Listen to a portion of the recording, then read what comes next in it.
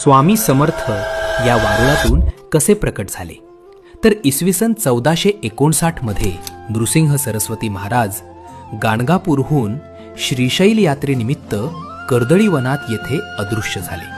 तिथे त्यांनी सुमारे 300 वर्ष कठोर तपश्चर्या केली. एकाच जागी ध्यानस्थ असल्याने मुंग्यांनी त्यांच्या शरीराभोवती भव्य वारूळ तयार केले. झाडे, वेली, मुंग्यांचं हे भले मोठे वारूळ तयार झाले.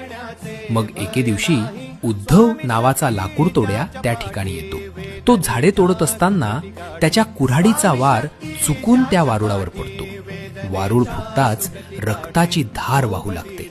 क्षणार्धात दिव्य ज्योतीने संपूर्ण परिसर उजळून निघतो आणि त्या वारुळातून तेजस्वी, अजानुबाहू अक्कलकोट स्वामी समर्थ महाराज प्रकट होतात.